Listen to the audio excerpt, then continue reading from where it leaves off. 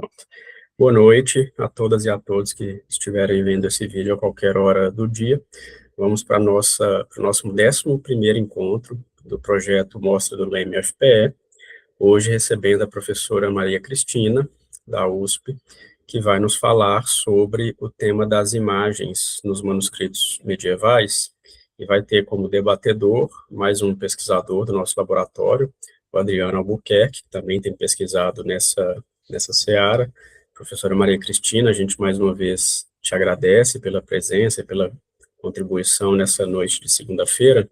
Eu vou, para que o público conheça a professora, ler aqui bem rapidinho o resumo curricular da professora Maria Cristina, que é atualmente livre-docente da área de História Medieval, Departamento de História da USP, e também do programa de pós-graduação em História Social da mesma universidade. Ela coordena o Laboratório de Teoria e História das Mídias Medievais, Latim USP, e é também pesquisadora associada do projeto temático do FAPESP, Uma História Conectada da Idade Média, Comunicação e Circulação a partir do Mediterrâneo. Tem pesquisas na área de História, com ênfase em História Medieval, História da Arte, e também em a História da Arte Medieval e da Arte e Gênero, e é bolsista de produtividade do CNPq. Professora Maria Cristina, a palavra é sua, por favor. Bom, boa noite, Felipe, boa noite, Adriano, boa noite a todo mundo que está ouvindo aqui, que vai ouvir futuramente, né, talvez. Eu queria agradecer o convite, dizer que é um prazer estar aqui conversando com vocês, conhecendo o trabalho do Adriano. Então, é sempre bom a gente poder fazer essas trocas, né, mesmo à distância, aproveitando o que a tecnologia pode trazer de bom para a gente. Então, eu preparei uma apresentação breve com alguns aspectos que eu acho importantes para quando a gente vai começar, principalmente começar o trabalho, né, com as imagens nos manuscritos medievais. Então, eu separei em cinco sessões, né, digamos assim, essa fala, de tipos diferentes. Então, primeiro, um pouco introdutório, falando de tipos de imagens, depois, rapidamente, funções, modos de funcionamento, e depois, duas últimas sessões mais metodológicas, de alguns problemas que é sempre bom a gente ficar atento e evitar, e procedimentos metodológicos para se fazer análise de imagens, né? Então, friso muito eu coloquei, né, como vocês podem ver, funções e modos de funcionamento, não só, né, como, né, grosso modo, para que servem as imagens, né, simplificando um pouco, mas também como elas trabalham, né, quais são os modos de funcionamento, o modus operandi das imagens, que eu acho que é bastante importante para a gente pensar as imagens nelas mesmas, né, digamos assim. Então, isso que eu falei de tipologia de imagens, é claro que a gente poderia fazer uma lista longa. Eu coloquei aqui algumas coisas bem simples, né, como eu falei, bem básicas, para a gente começar a trabalhar. Então, primeiro, lembrando que a gente tem dois termos muito usuais para se referir a essas imagens, né, as imagens mais importantes nos manuscritos, que são os termos iluminura ou miniatura.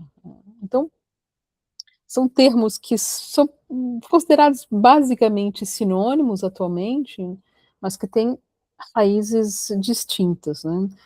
Então, iluminura vem de iluminar, né, colocar luz, grosso modo, mas, em princípio, tinha uma ideia de ouro, né? A ideia de uma imagem que tinha ouro, uma imagem com cores saturadas, fortes, enfim, essa ideia de mais ligado à técnica, né? E miniatura, apesar do nome, não significa uma imagem pequenininha. A gente tem livros medievais bastante grandes, né, com imagens também grandes, sei lá, 20, 30 centímetros. Então, miniatura não é porque é pequena, mas vem da palavra minium, né, um pigmento que vai dar um tipo de vermelho, que é muito usado em nos manuscritos. Então, aí daí é que vem a palavra miniatura, né? Grosso modo, como diz o Michel Pastoureau, a diferença iluminura está ligado à técnica e miniatura está ligada à própria imagem, à própria materialidade da imagem, né? Mas isso de novo, a gente acaba pensando em ambos como sinônimos. E daí é importante também, até para dominar um pouco a linguagem técnica, né, pensar o tipo de imagem de acordo com o tamanho, de acordo com a localização no folho. Então a gente fala em imagem de página inteira, né, ou de folho inteiro, de página dupla, as duas imagens, né, que a gente vê quando o livro está aberto, de meia página. A gente fala também em iniciais, né, ou letras iniciais, letras que começam uma palavra, que por sua vez começa uma frase, que começa um livro, que começa um capítulo, são frequentemente ornamentadas, muitas vezes com imagens, mais vezes ainda só com cores. E a gente não pode esquecer também, a partir principalmente do século XIII, imagens que se encontram nas margens dos manuscritos, que a gente acaba podendo chamar até de imagens marginais, mas com um pouco de problema, né? Porque quando se fala no adjetivo marginal, não é a mesma coisa do que a imagem que está na margem, né? A gente não é muito frequente, mas a gente pode, no limite, encontrar um santo, mesmo Cristo numa margem, e a gente não pode dizer que uma imagem do Cristo seja uma imagem marginal na Idade Média, né? Então, por isso que esse adjetivo ele pode se prestar a certas ambiguidades, ainda que a gente possa encontrar imagens marginais nas margens, grosso modo, né, entre aspas, imagens, por exemplo, de nudez, ou, sei lá, nas margens. E ele está andando sozinho, meu computador, não sei porquê, mas eu volto. Depois também pensar na materialidade das imagens, né, quais foram as técnicas usadas, os materiais usados. Então, se é desenho, se é iluminura, justamente, se tem uso de ouro, se elas foram concluídas, se tem as cores, como foi pensado, enfim. Então, é sempre muito, muito importante levar em consideração a materialidade das imagens. Isso é algo fundamental e que a gente, estando, né, aqui no Brasil, não tendo muitas vezes acesso aos manuscritos diretamente, né, em loco, a gente acaba muitas vezes esquecendo dessa dimensão. Então isso é algo importante a sempre se lembrar, né, que a imagem não é só o conteúdo, não é só aquilo que a gente vê projetado ou só aquilo que a gente vê nas páginas de um livro ou na internet, etc., né, mas tem espessura, tem cheiro, né, tem tamanhos que são diferentes, né, quando a gente projeta, tudo fica mais ou menos do mesmo tamanho. Enfim, então eu trouxe alguns exemplos, eu vou fazer sempre assim, eu tenho uma parte que eu comento, de maneira um pouco geral, e depois eu parto para alguns exemplos, né, para demonstrar isso que eu falei de maneira um pouco mais prática, né.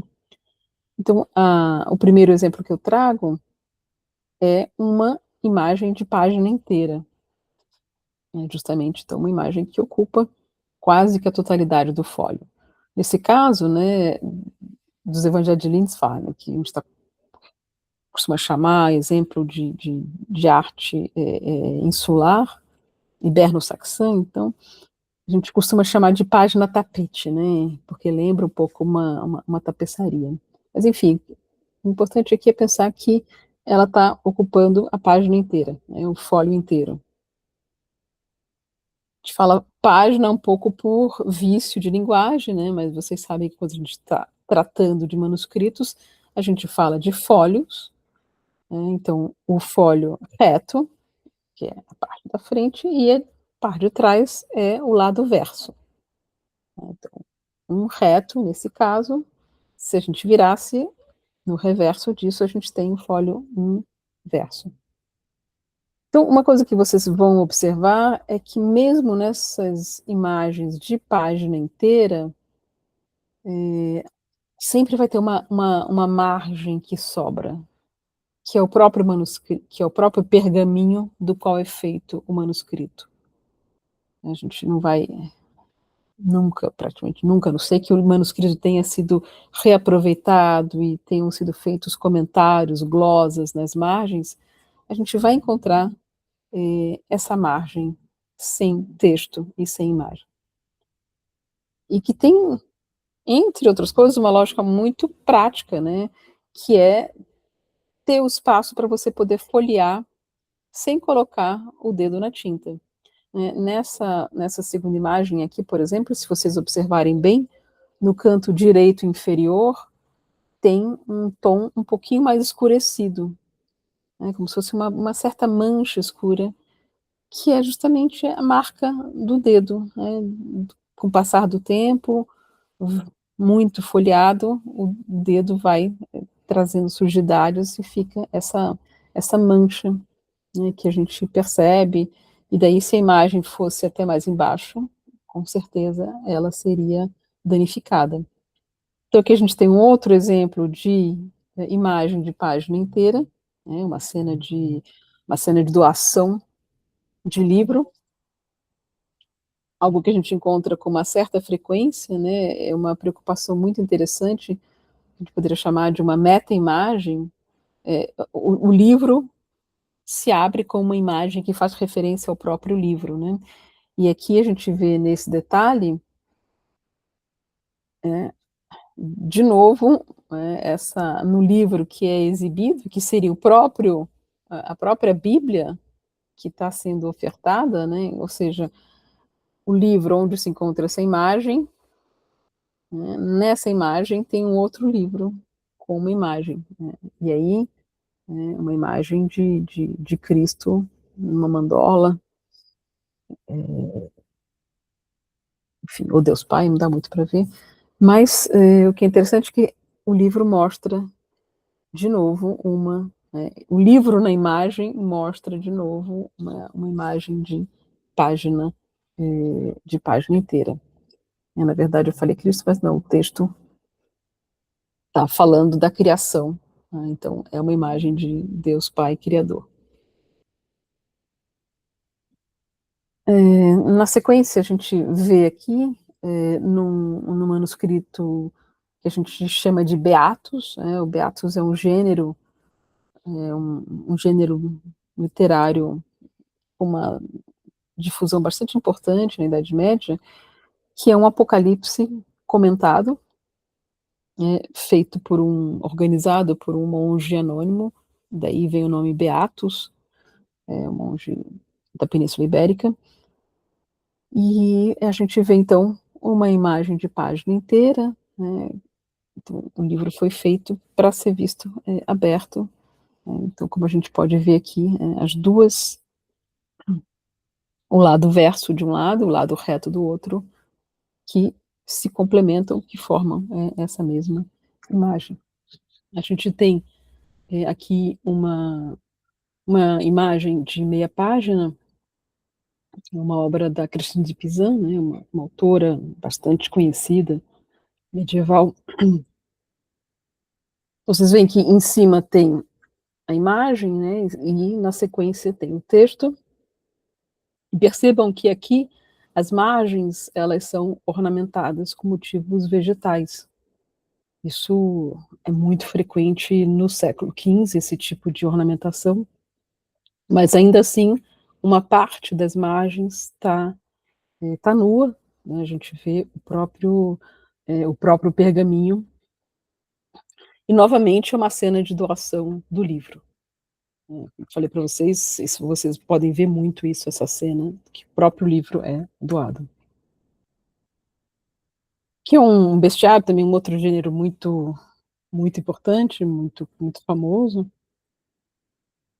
E são duas imagens de tamanho menor, é um manuscrito o texto está escrito em duas colunas, e a gente vê imagens menores. Então, é só para mostrar para vocês que as imagens elas podem ter tamanhos distintos, e isso vai ter relação, por um lado, com o lugar que elas ocupam no manuscrito.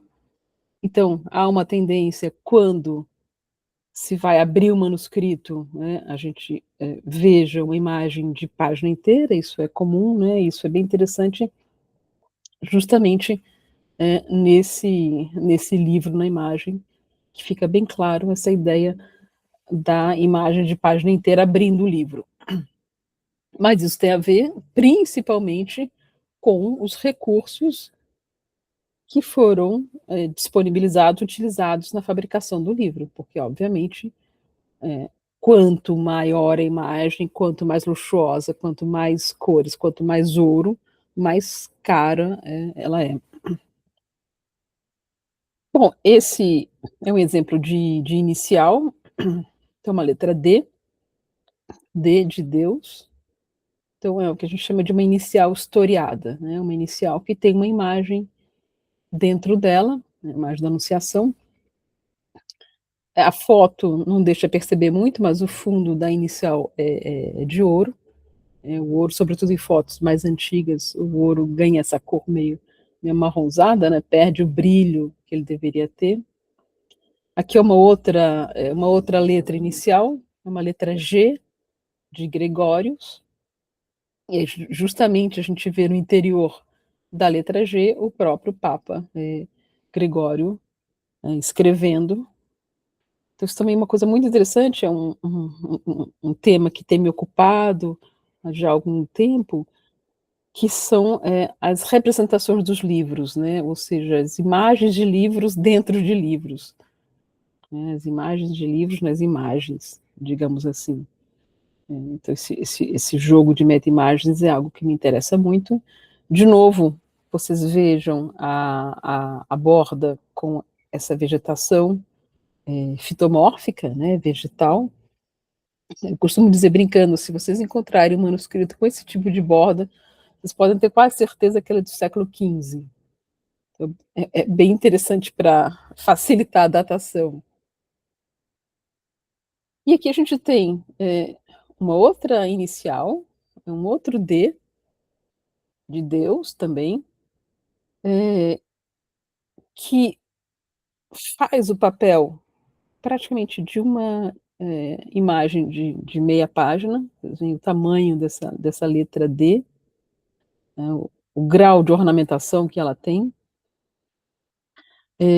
Além disso, a gente vê personagens nas margens, né, algo que é comum nessas margens do 13, 14, personagens satíricos, muitos macaquinhos fazendo macaquices, personagens nus.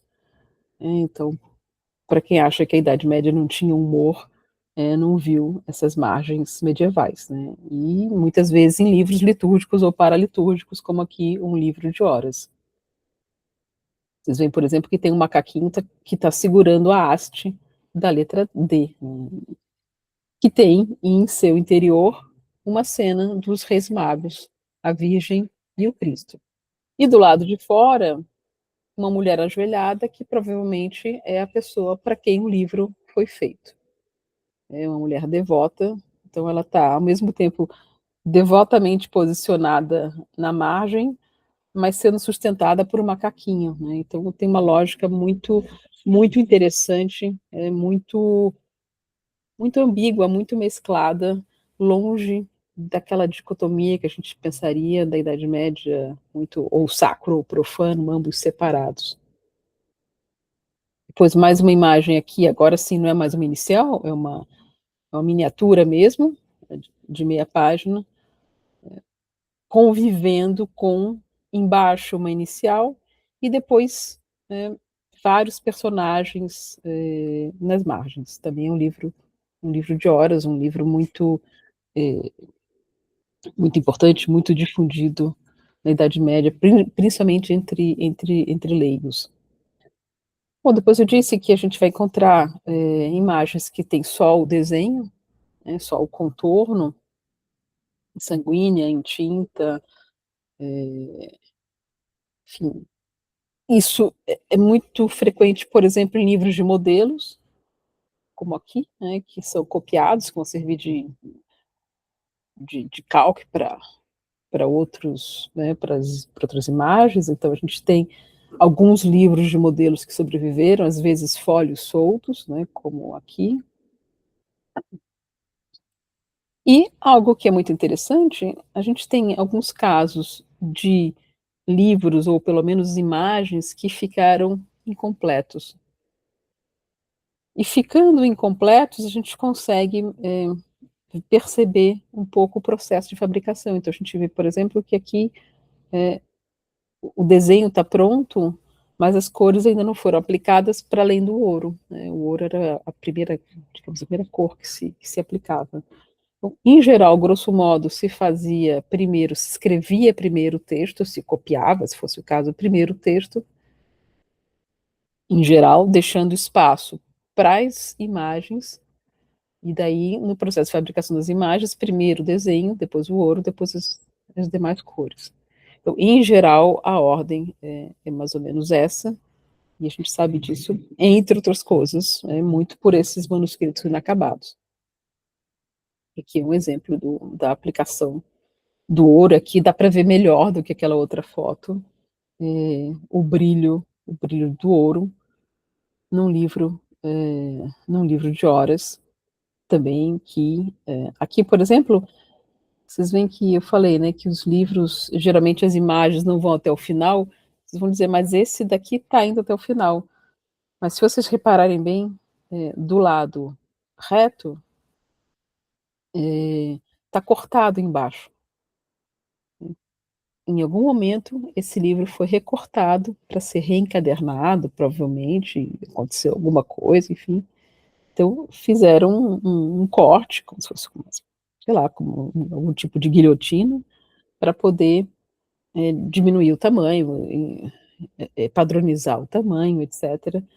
E daí isso mexeu no livro.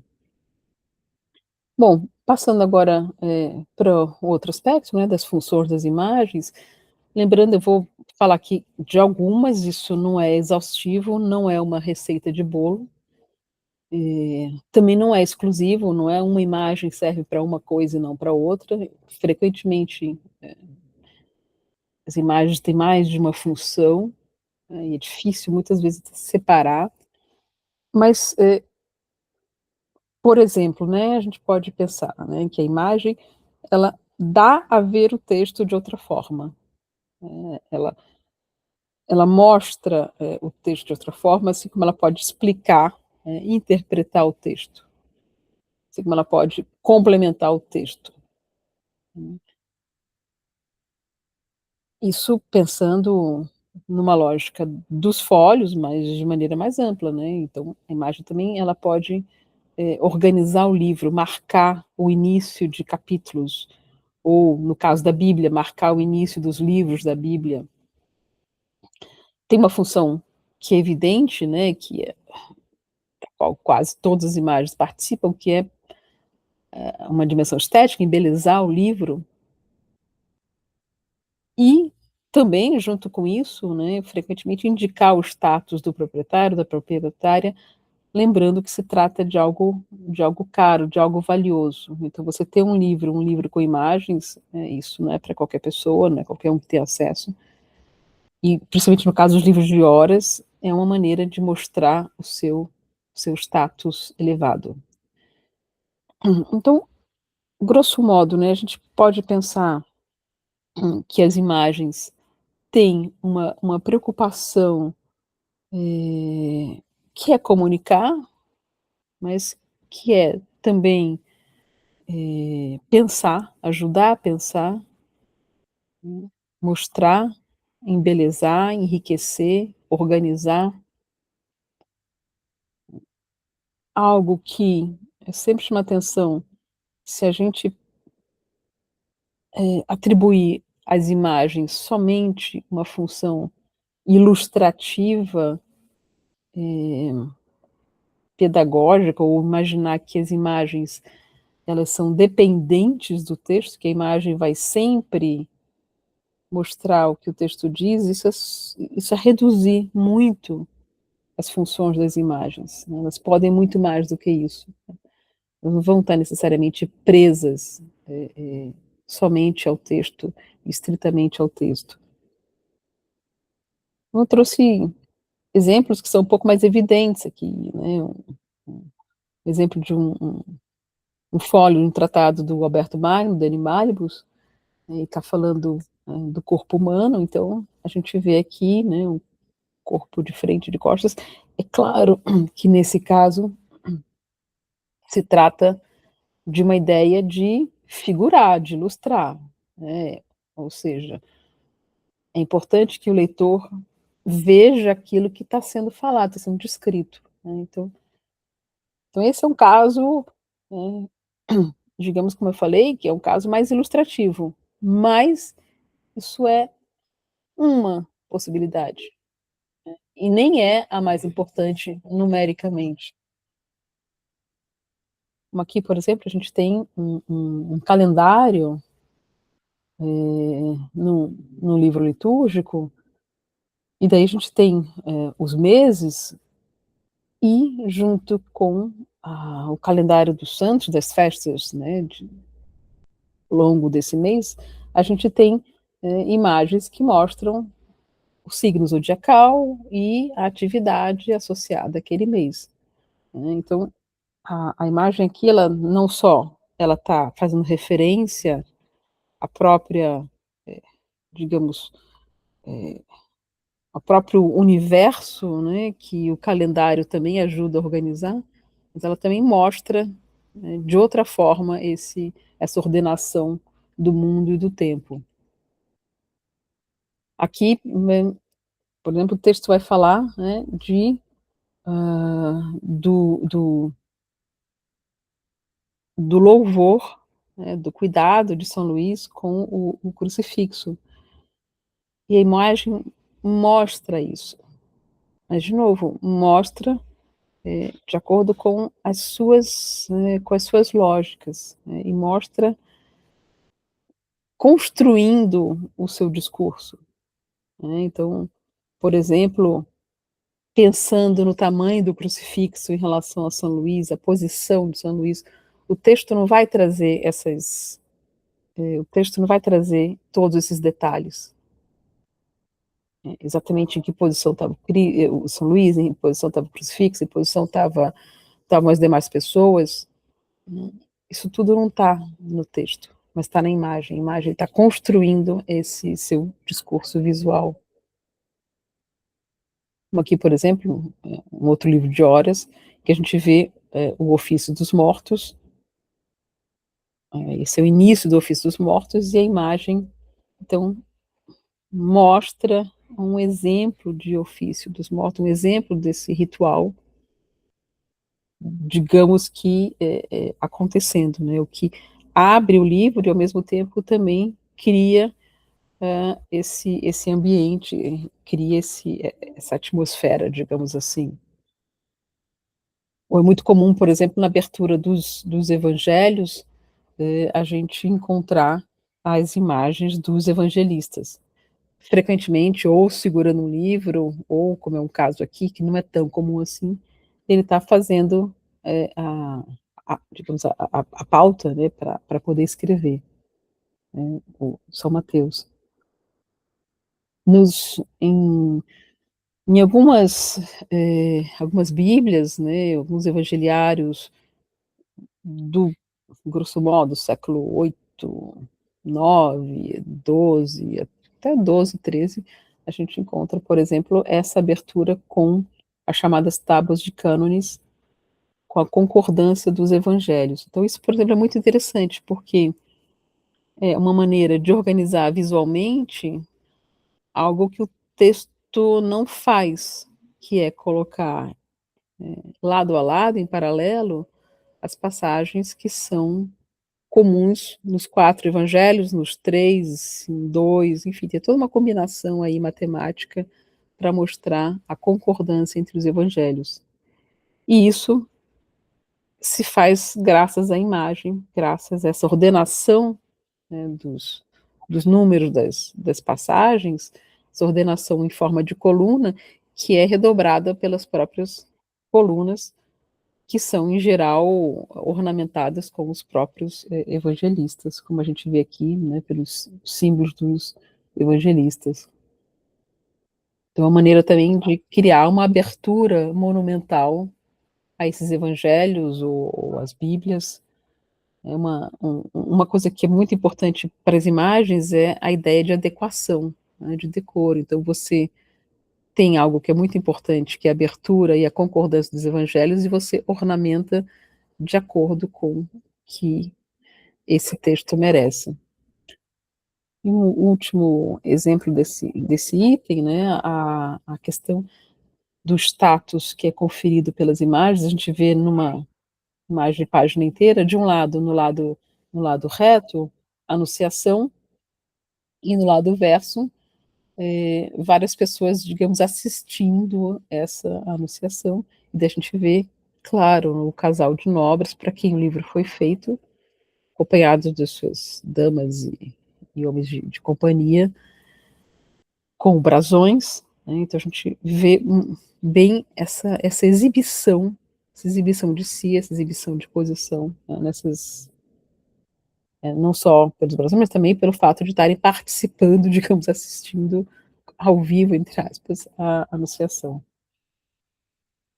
E aí, claro, né, para se obter todos esses, todas essas ações, né, essas funções, digamos assim, né, para interpretar, comentar, demonstrar, exemplificar, criticar, adornar, etc., as imagens vão fazer uso de operações que são próprias a elas, né? Então, por exemplo, trabalhar com repetições, ou o contrário, com diferenças, trabalhar com contrastes, pensar a axialidade, os eixos, pensar a simetria ou assimetria, manipular os limites e, principalmente, a ornamentação. Então, existem várias operações que são próprias dessa retórica visual, como a gente chama assim, que são próprias à imagem, né? Então, por exemplo, aqui nessa imagem de página inteira, com a cena da criação, né, com as diferentes passagens da criação, a gente vê essa, só para resumir uma coisa interessante, né, no momento, no registro mais inferior, quando Adão e Eva são expulsos, o fundo, que até então era claro, fica um fundo escuro. Então a gente está vendo esse jogo de repetir, repetir, e em determinado momento marcar uma diferença com essa quebra da repetição, né, por exemplo. Porque essa imagem, poderia falar aqui horas, mas não vai dar tempo. Essa outra Bíblia, que a gente chama de uma Bíblia moralizada, né, uma Bíblia, digamos, resumida, comentada, mas no sentido de, não de aumentar o texto, mas de certa maneira, amarrar aquilo que tem mais importância, ela funciona muito por pares de imagens, né, duplicação dessas formas. Então, por exemplo, aqui a gente tem esse paralelo visual entre a criação de Eva, né, Eva saindo da costela de Adão, assim como a eclésia, a igreja, está saindo do flanco do Cristo. Deus Pai, embaixo, esse jogo, né, os dois personagens têm a auréola cruciforme, né, então seria referência ao Senhor no sentido mais amplo do termo. O rebanho, os animais que são criados fazem essa referência ao clero, enfim, então a gente vê essa lógica da duplicação para poder marcar esse pensamento exegético que associa, nesse caso, a criação de Eva à criação da igreja, consequentemente Adão ou Cristo. Então, aquilo que o texto faz, a imagem, ela está mostrando de outra forma, com os seus próprios recursos plásticos. Também um outro exemplo interessante, no início do cânon da missa, a gente tem o T do Te que evoca uma árvore, e evidentemente evoca a cruz do Cristo que está na página ao lado. Então, se a gente visse essa página sozinha, a gente não teria essa ideia da duplicação de formas, e que tem tudo a ver, porque justamente é o cânon da missa, onde a gente vai encontrar o mistério da Eucaristia, etc, etc. E, além disso, o próprio T tem uma forma de cálice, e aí a gente encontra um cálice embaixo, do outro lado, recolhendo o sangue do Cristo. Então, vocês veem que as imagens, elas frequentemente, sobretudo essas que são mais complexas, elas têm diferentes camadas, elas vão se acumulando, como se fosse uma massa folhada, cheia de camadas de sentidos. E um outro exemplo que eu gosto bastante, uma cena da Anunciação, em que tem o filactério com a mensagem, né, Ave Maria, graça é plena, que sai do anjo. Gabriel, ele se enrosca na coluna para chegar a Maria, e lembra um pouco uma serpente, né? Se a gente pensar que graças a Maria o pecado original é redimido, né, essa coluna com esse filactério evoca um pouco essa ideia da serpente. Isso é algo que eu nunca encontrei nenhuma outra imagem, só nessa, em geral, o filactério é mais simples, como aqui, a gente pode ver nesse outro exemplo. Contrastes também são muito importantes, nessa cena dos lava-pés, né, os apóstolos estão todos de um lado e o Cristo está do outro, reforçando quem é, digamos, o personagem mais importante. É o Cristo e a mão de Deus que sai da nuvem. Aqui, por exemplo, também tem um contraste do Cristo com esse dominicano, que apesar de ter um prestígio, não tem o mesmo tamanho, né? Isso, aliás, não é um manuscrito, mas eu gosto muito dessa imagem, ela acabou escapando aqui. E a axialidade, vocês veem nessa miniatura da Santa Ceia, que tem um eixo central muito importante, não só o Cristo está lá e João Evangelista, né? Normal a gente encontrar o Cristo no eixo central, que em geral, não é uma regra, mas em geral é o ponto mais prestigioso de uma imagem. Só que a gente vê também Judas nesse mesmo eixo central. Vocês falam, mas por quê? Se vocês perceberem, Cristo está completamente de frente e Judas está completamente de perfil. Então, o contraste é dado pela posição do rosto, do corpo, né, de frente e de lado. Aqui, por exemplo, um manuscrito que a gente vê de um lado, né, no lado 163 reto, os vícios, o desfile dos vícios, e tem uma flecha que foge da borda e que aponta para a imagem na página ao lado, que é Adão e Eva, que o texto vai chamar Eva de a raiz dos males. Então, de certa maneira, a ponta da flecha está apontando direto para o olho de Eva, né, que é, como o texto diz, a matriz, né, dos males. Outro exemplo de um Beatos de novo, em que o dragão, né, do Apocalipse está sendo expulso, está saindo literalmente pela margem. Ou aqui, nessa cena com o massacre dos inocentes, a criança vai ser cortada pela espada, mas de certa maneira ela já é cortada pela própria linha da borda da imagem. E tudo que a gente poderia falar, e que aí poderia ser muito longo, da ornamentação, né? Aqui, por exemplo, o sangue do Cristo, que quase que continua como essa notação musical. Então, sempre pensem na ornamentação, é algo muito importante. Já estou mais ou menos concluindo, meu tempo está quase acabando. Só algumas coisas importantes que eu falo aqui de cuidados e evitar. Primeiro, não isolem a imagem de maneira alguma, nem da página, nem do texto, nem da sua série.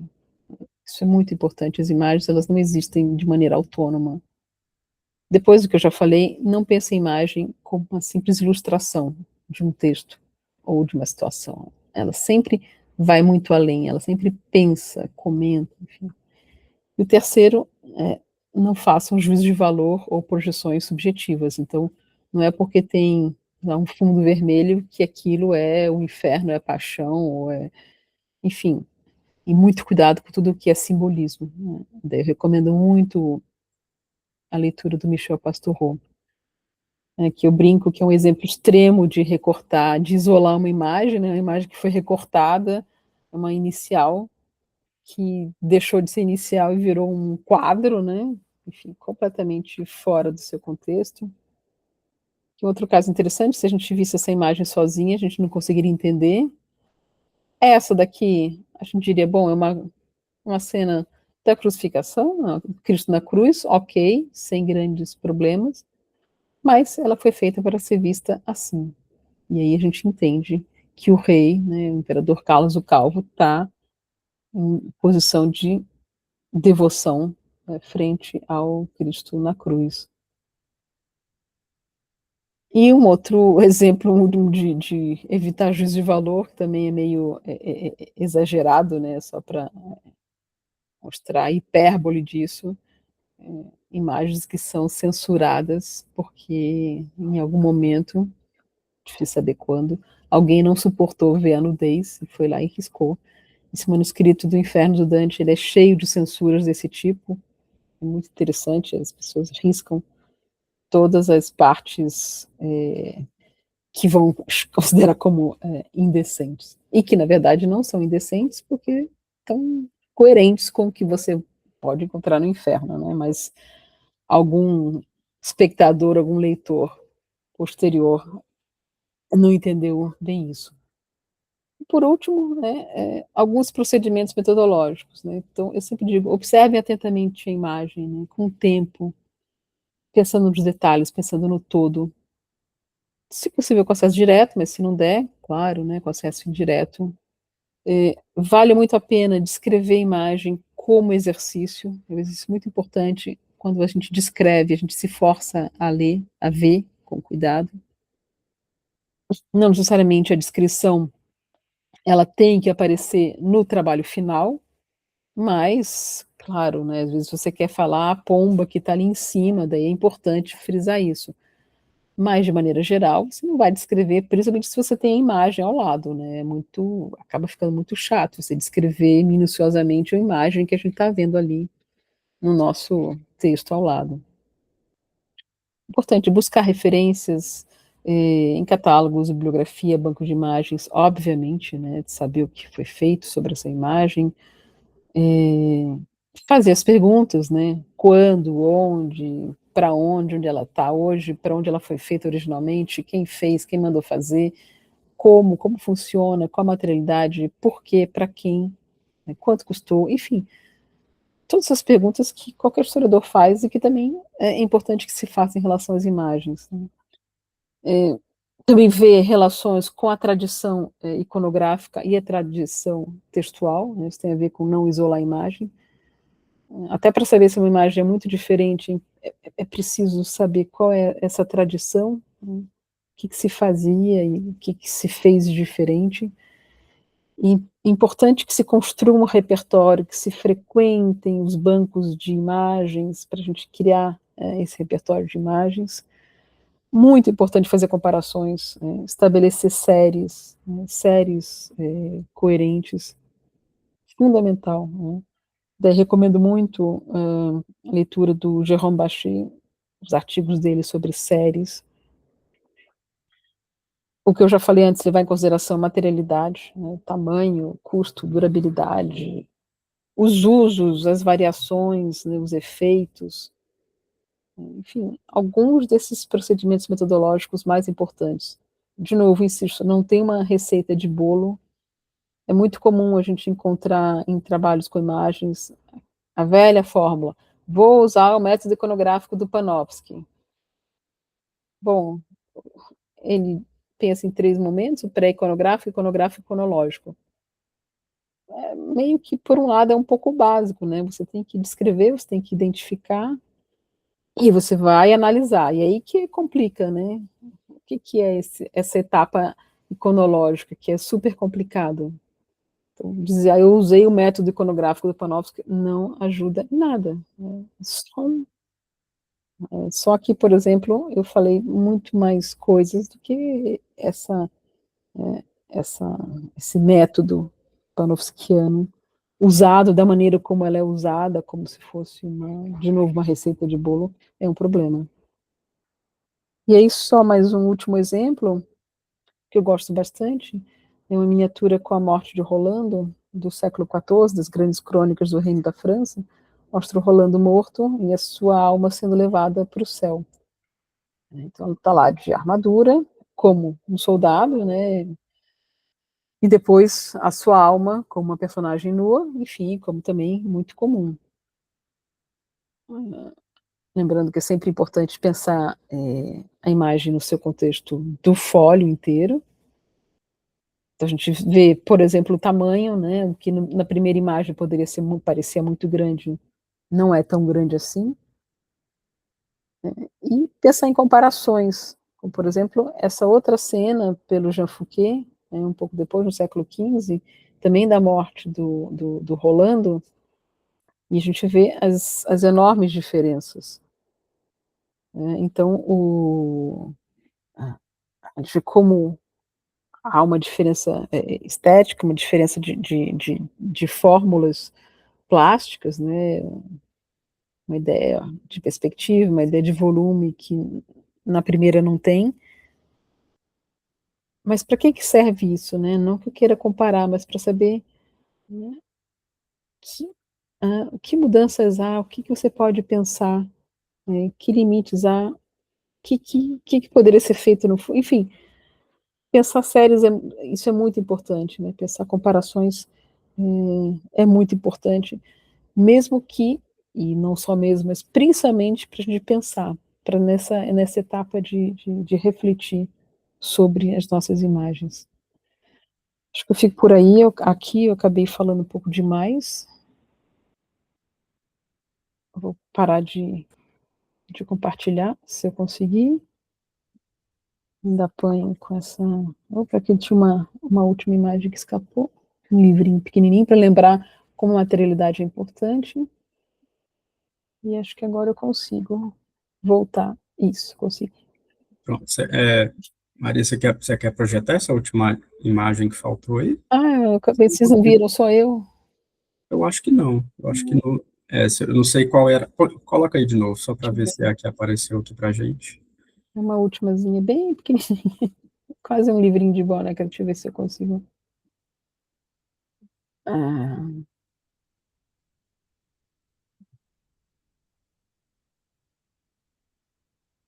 Pronto, essa daqui.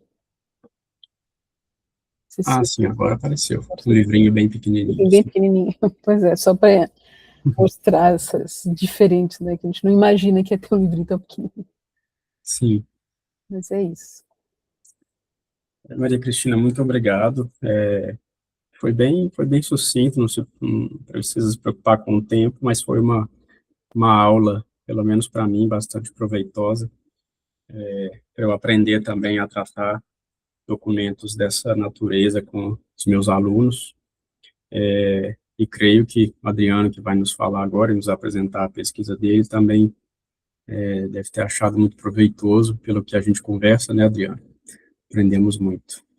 Já passo para o Adriano, então, que é estudante do nosso laboratório e tem pesquisado o livro de horas do Kiberi. Adriano? Sim, foi uma aula muito boa, né? Anotei bastante aqui, me ajudou bastante em alguns aspectos. Não estou conseguindo.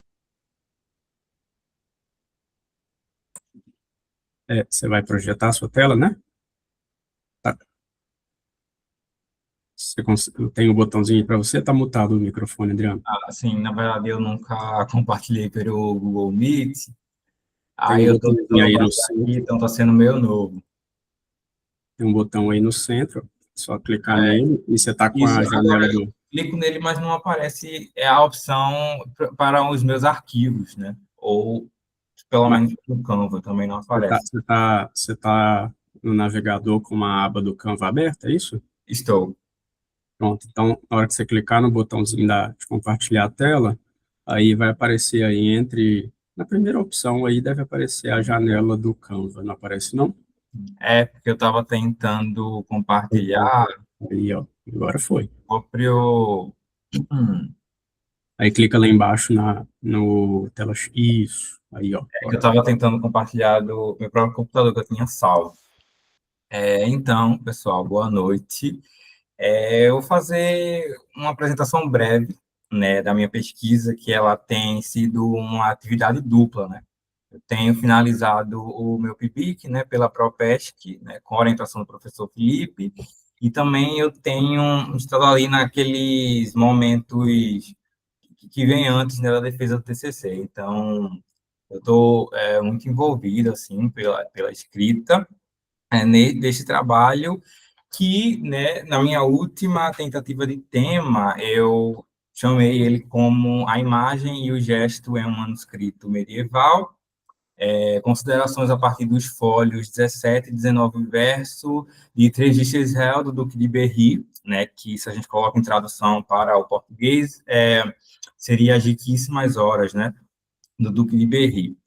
Vou passar aqui, deixa eu ver se ele me atende.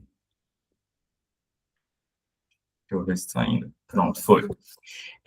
Então, né, embora, né, com este trabalho, o meu objetivo não seja tratar do que significa o livro de horas em si, né, como uma categoria, né, falando nisso, porque aqui no Brasil nós temos a Vera Failhace, né, ela se encarregou ali do estudo dos livros de horas que hoje estão na Biblioteca Nacional do Brasil, né, os livros iluminados, né, da Biblioteca Nacional. Então, antes de tratar exatamente, né, sobre a metodologia ou sobre as minhas escolhas, né, de fólios, eu vou contextualizar primeiro, tratar desse livro de horas como uma categoria, né, de livro, né, no caso esse manuscrito, e depois eu vou trazer, né, uma breve cronologia sobre esta fonte, né.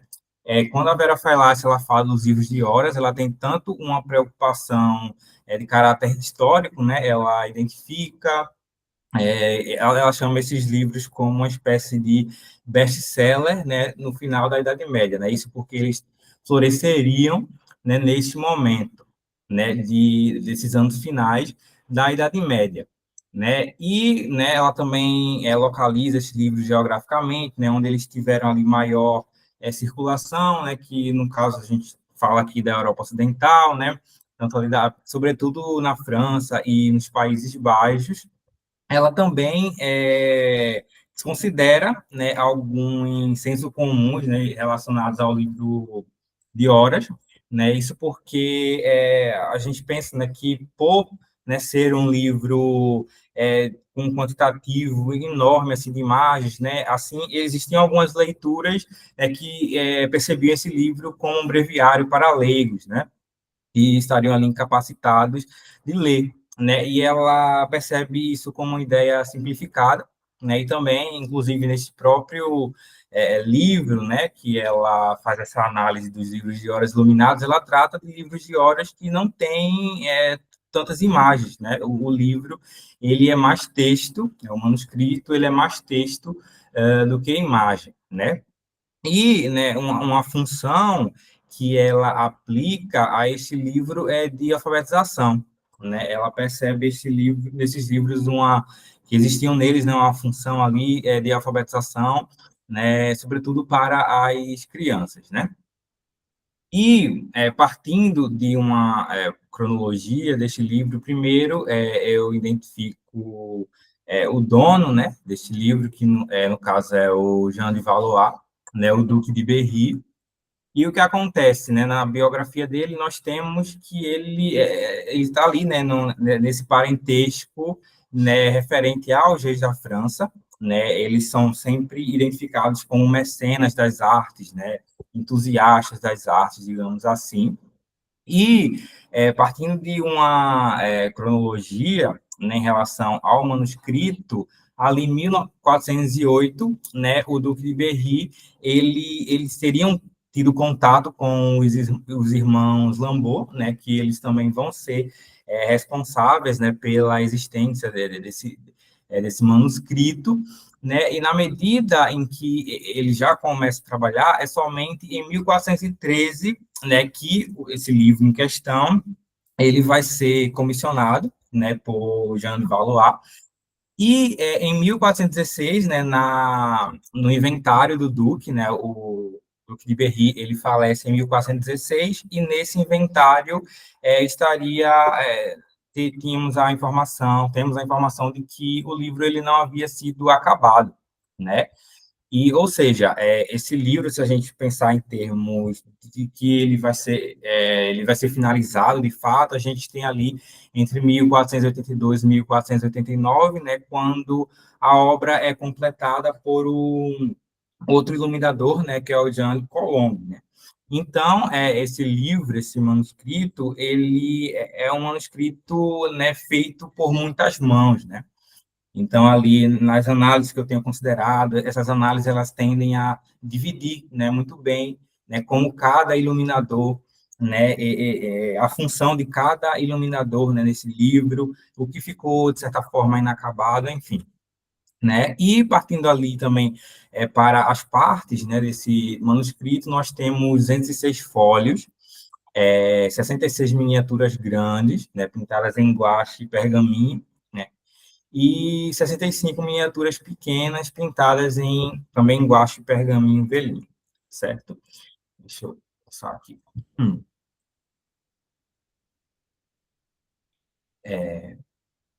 Então, sobre a minha escolha, né, de fólios, né, eu considero a ideia de que, né, no livro de horas, né, do Duque de Berry, ele vai ter algumas divisões. Por exemplo, ele inicia com o calendário, né? E se eu quero entender, né, esse calendário, eu tenho que considerar esse calendário por inteiro, né? Por exemplo, se eu pego, sei lá, um fólio, né, ali onde nós temos uma miniatura grande referente ao mês de junho, e daí eu pego esse fólio e analiso somente por esse mês de junho, não vai fazer sentido, né, nessa noção de conjunto da obra, né?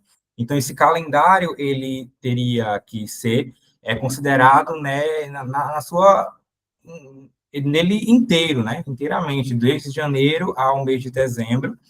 E o que acontece é logo após esse calendário, nós temos o que e aqui eu considero uma divisão, né, proposta pelo Raymond Cazel. Ele tem que a gente chama de uma espécie de facsímile, né, deste livro, e daí eu considero, nesta divisão dele, uma noção de conjunto, né, porque, né, ele vai dividir esse livro por vários conteúdos, né, desde o calendário, né, até passando pelos fólios que eu escolho, que no caso ele nomeia como 4 perícopes, né, dos evangelhos, ali ele chama também de passagem, enfim, né, 4 perícopes dos evangelhos de João, Lucas, Mateus e Marcos, né.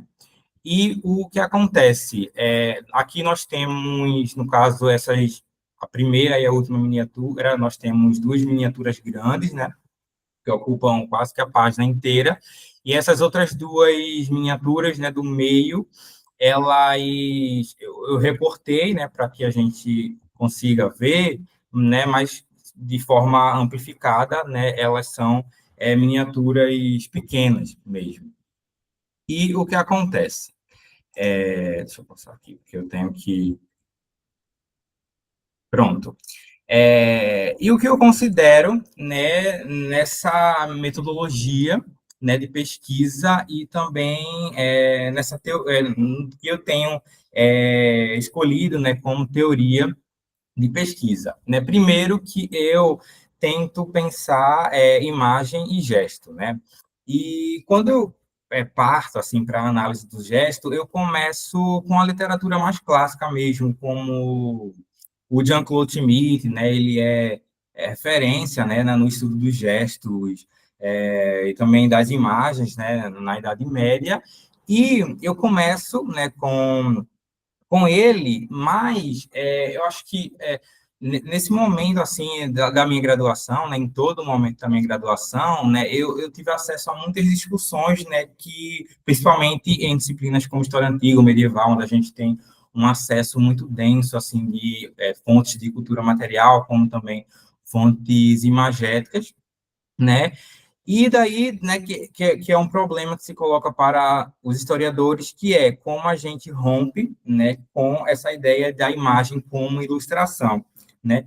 E daí, nessas minhas leituras iniciais, né, eu encontro o trabalho do Eduardo Henrique Albert, né? Ele é professor, um historiador brasileiro também, né, onde o Albert ele percebe, né, no conceito de gesto, né, o potencial, né, da gente atualizar a própria concepção de imagem, né? Então, para isso, o Eduardo Henrique Albert ele chega nessa raiz, né, da palavra gesto, na origem mesmo da palavra gesto, né, que ele pensa ali, né, como o particípio perfeito do passado gestos, e do verbo latino gerere, que seria carregar, levar, né?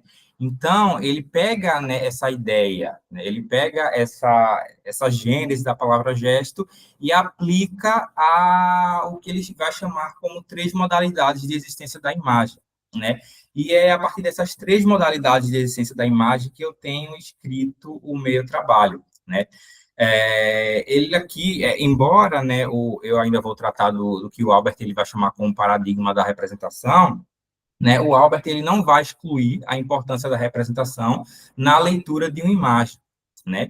Na verdade, ele considera junto a essa representação, né, também a presença, né, que seria essa imagem, ela carrega uma gestualidade que é própria a ela, e também a copresença, né, que seria a imagem, ela contém um outro, né, que também está presente. Partindo nessa ideia de representação, né, que no caso, na ideia do Albert, a imagem ela carregaria um gesto que não é seu, né, mas de outro. Eu estou pensando aqui também, né, no que o Chartier, né, ele nos diz sobre essa imagem presente, este objeto ausente, né, ele nos dá um exemplo muito bom quando ele fala ali das cerimônias fúnebres, né? Quando soberanos franceses e ingleses, né, nesse ritual fúnebre, né, o que se via não era o corpo, né, propriamente o corpo desses soberanos, mas sim uma espécie ali, um manequim, né, de couro, enfim, e também de outros materiais, né. Então ele trabalha com essa ideia, né, de semelhança, né, porque a gente tem ali um manequim, né, que é muito próximo, né, é muito semelhante ao corpo desses soberanos, mas a gente também não precisa necessariamente trabalhar com essa ideia de semelhança, né, porque um próprio lençol assim, né, jogado sobre uma superfície, né, poderia também ser entendida como uma representação, né, desse corpo. E ele também trabalha com a ideia de outros signos. Por exemplo, quando a gente pega um ícone, a gente pega um brasão e a gente entende, né, de que maneira, por exemplo, um animal, né, de que maneira um animal ele significa, né, esse brasão, ele pode representar o quê? Ele pode representar força e tudo mais. Então, aqui eu considero essa ideia de representação. Ainda tratando de representação, eu tenho trabalhado também com a ideia de modelo, né? Porque quando o Eduardo Henrique Albert ele fala sobre representação, ele considera modelos iconográficos e modelos antropológicos, né? E esses modelos eu tenho buscado no próprio acervo do Duque de Berry, né? O próprio Cavell, ele fala sobre o Duque de Berry, ele ter uma estante, né, uma biblioteca de livros de horas, né, ele tinha bastante livros de horas, né, o que também é significa poder, né, então, nesses próprios livros eu tenho trabalhado com essa ideia de comparação, por exemplo, e aqui, né, pensando na ideia de gesto, né, o gesto eu não penso aqui somente como uma ação, né, mas também como imobilidade, né, que é uma ideia do próprio Jean-Claude Schmitt, né, ele pega esses dois polos, tanto da ação quanto da imobilidade, e entende a categoria de gesto.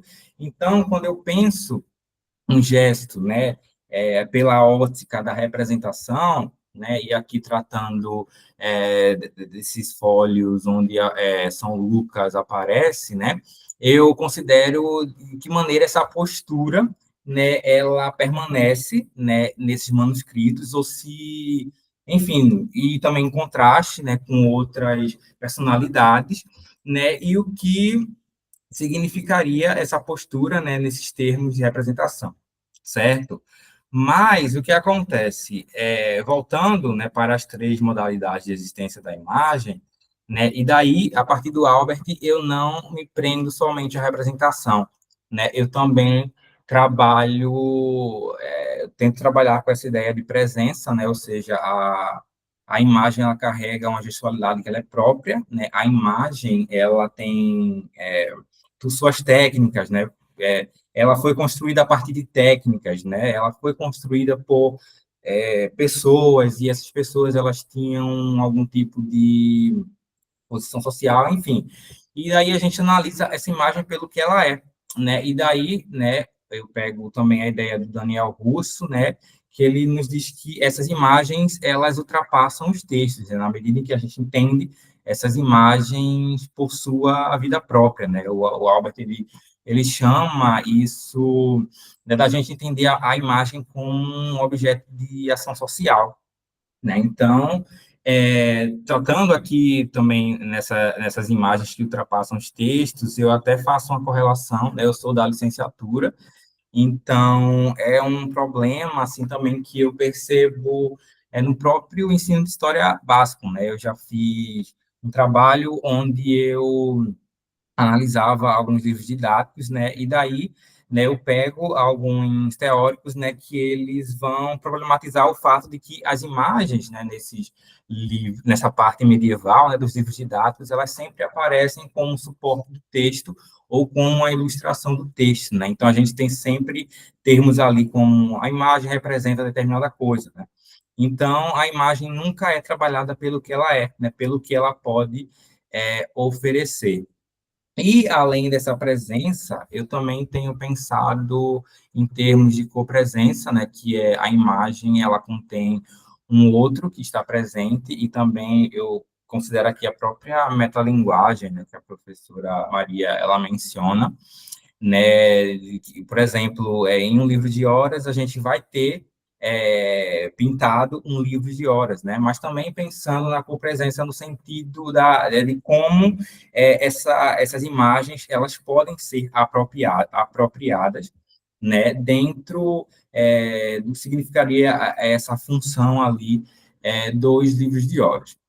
Então, quando, né, eu trago essas três modalidades de existência da imagem, no caso, eu considero, sobretudo, o que o Albert ele vai nos colocar como um paradigma da representação, né? Isso porque, né, ele percebe, né, que essa oposição, né, que é como um gesto, que no caso a gente tem o movimento, né, que é própria à ação, e a imobilidade, que é própria ao Estado, ele pensa essa oposição como algo que sempre esteve ali arraigado ao pensamento cristão, né? Ele até coloca como a presa do historiador, né, essa representação. Quando eu penso em imagens medievais, eu penso ela, sobretudo, pela ótica do pensamento cristão, né? Então, o que ele faz? Ele pega essa oposição, né, e aplica, né, a esse entendimento cristão, né, e ele percebe essa oposição como também uma associação que parte,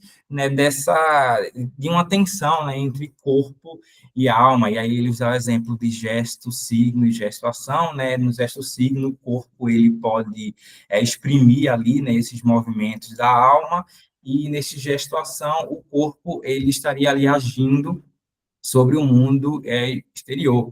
E daí, né, partindo também para uma literatura clássica, né, sobre gestos e sobre esse processo da civilização medieval, também chego ao Legoff e ao Truong, né, que eles falam, né, dessas tensões, né, existente entre corpo e alma. Ele fala de que a relação, né, da Idade Média, na Idade Média, entre corpo e alma é uma relação tensa, né? Ele nos dá o exemplo do próprio Papa Gregório, né, que percebia nesse corpo como um abominável vestimento da alma, né? Apesar de que, né, alguns teólogos ali, sobretudo no século XIII, eles já vão ter uma nova leitura, né, em relação a este corpo, né, uma leitura que não dá mais o corpo este caráter de abominável. Então, o que eu quero chegar aqui é que, para além, né, desta ideia de representação, né, o que se tem, né, em relação à imagem, e a gente pode pensar a imagem até mesmo como um problema ontológico, né? No lugar de eu pegar essa imagem, no caso, quando eu observo imagem, eu vou diretamente tentando ali pensá-la através da sua essência, da sua forma, eu vou questionar de onde, né, e através de quê, e a partir de quê, né, essas imagens, elas existem no mundo, elas circulam, no mundo, certo? E aqui são algumas referências que eu também esqueci de mencionar. Eu estou trabalhando com, no caso, né, o livro de horas do Tiberri, né, no caso 3D ele está disponível digitalizado, né, na Arca, né, que é um repositório francês, né, de uma biblioteca francesa. Eu tenho utilizado ele a partir desse site, né? A gente tem as imagens completas. Eu tenho trabalhado esses fólios, né, de maneira integral, né? Nos meus trabalhos eu vou trazer nesses fólios inteiros, né? E a não ser que necessite de algum recorte, né, para melhorar a visualização dessas imagens. E é isso, eu trouxe algo bem breve. Acho que o objetivo da nossa apresentação é ser apenas uma apresentação de pesquisa, algo breve mesmo. E é isto. Obrigado, Adriano. A ideia é essa mesmo, como diz o nosso projeto, né? É a amostra do Leme UFPE para a gente se amostrar mesmo, quer dizer, é um projeto de extensão, então a ideia é veicular as pesquisas que os membros do laboratório produzem para o público conhecê-las e sempre em diálogo com uma especialista no tema, nesse caso hoje a professora Maria Cristina. Então, mais uma vez, obrigado, Adriano, por ser o nosso colaborador de hoje. E vamos lá, podemos aí agora abrir para debates, perguntas, quem está nos assistindo. Você mesmo, Adriano, se quiser começar conversando com a professora Maria, Maria também quiser fazer perguntas para o Adriano, fiquem à vontade. Certo, eu acho que a principal pergunta para a professora até anotei aqui, de que maneira ela pensa, né, essa análise da imagem a partir dessas divisões, né, relacionadas à representação, à presença e à copresença, né, porque eu penso aqui também algo como bastante delimitado, né, em relação a uma leitura da imagem, e eu não sei se isso poderia atrapalhar de alguma forma. Eu tenho essa dúvida ainda, eu estou amadurecendo também essa ideia.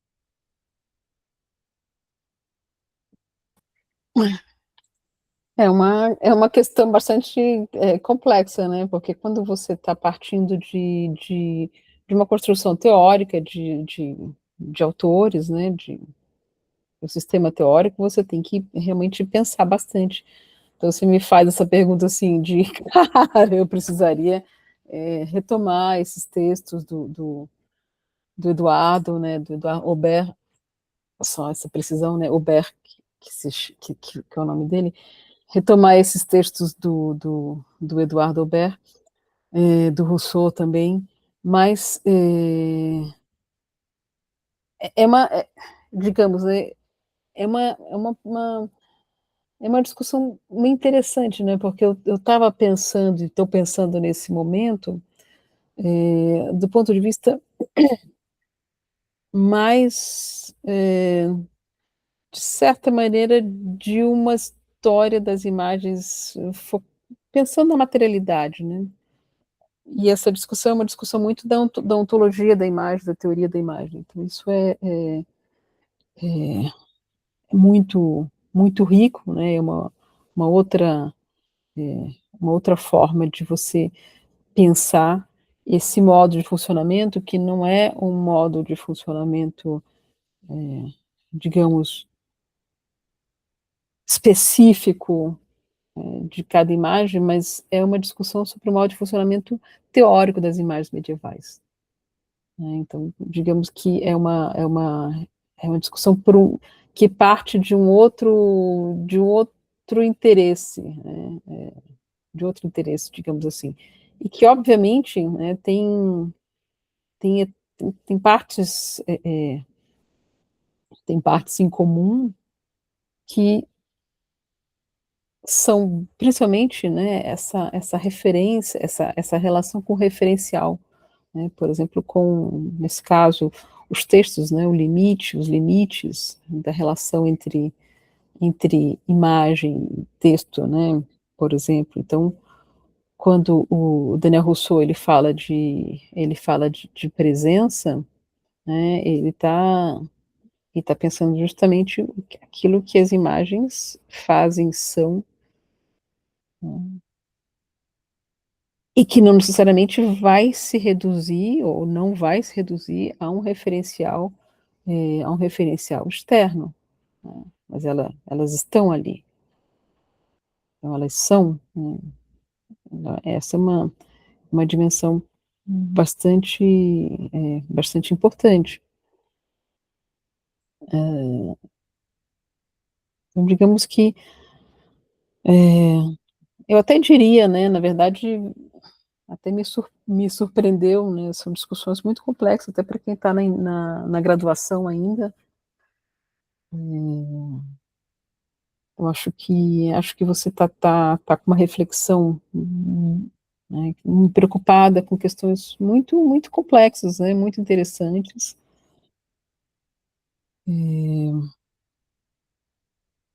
Talvez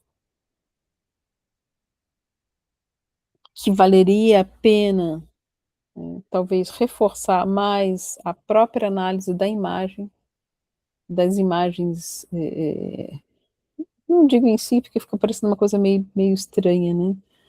Mas talvez voltar um pouco para o objeto, né?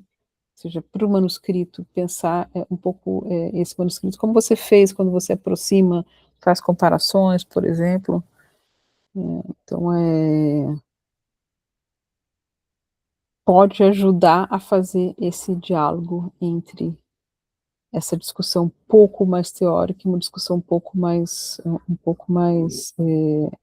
pragmática, né, por exemplo. E, claro, né, o ápice, de certa maneira, da materialidade, né, eu fiquei pensando muito, não sei se você conhece a Isamara de Carvalho, que era também da Biblioteca Nacional, como a Vera Faiace, né, a Vera já está aposentada, enfim, uma pessoa de referência. Isamara é uma jovem doutora, acabou de se doutorar pela UFMG, e Isamara trabalha com restauração. Ela defendeu a tese sobre um manuscrito da Biblioteca Nacional também, que foi uma tese muito, muito interessante e é muito focada na materialidade, por exemplo, né? Então, digamos que seria assim o polo extremo de uma discussão mais pragmática e o Eduardo Aubert do outro polo, né, mais teórico, mais reflexivo. Então, eu acho que o grande desafio é você frequentar essa linhagem toda, né? Ou seja, não ficar só na teoria, mas para a prática também, não ficar só na prática, na materialidade pura, e fazer esse vai e vem, porque daí eu acho que de certa maneira você pode pensar esse, essas ideias de presença, copresença, representação, né? Eu acho que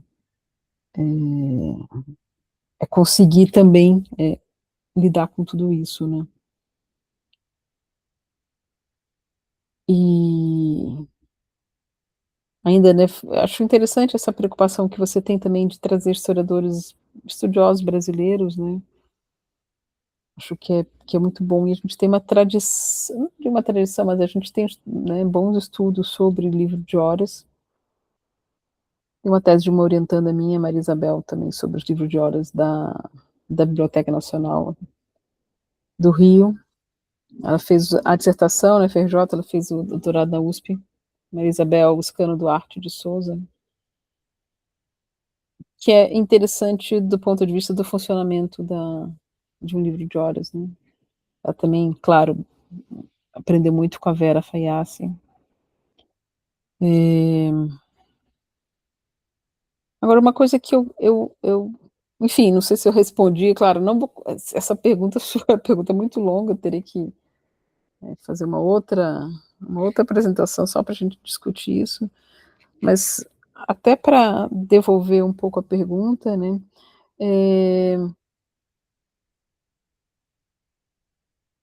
eu queria entender um pouco mais, se você puder voltar no seu primeiro slide, quando você coloca as quatro imagens juntas, essa daí. Eu só queria entender se você vai trabalhar com essas quatro imagens, se é o teu corpus principal. Isso, exato. Uhum. Tá.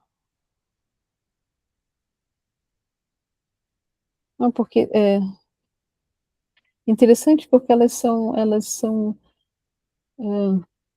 de tipos bem diferentes, né? E elas têm ideias muito distintas. Eu queria saber se você está pensando nisso, nessas lógicas delas, nessas lógicas internas delas, que são bastante diferentes, sobretudo as duas do centro, né? Para as outras duas.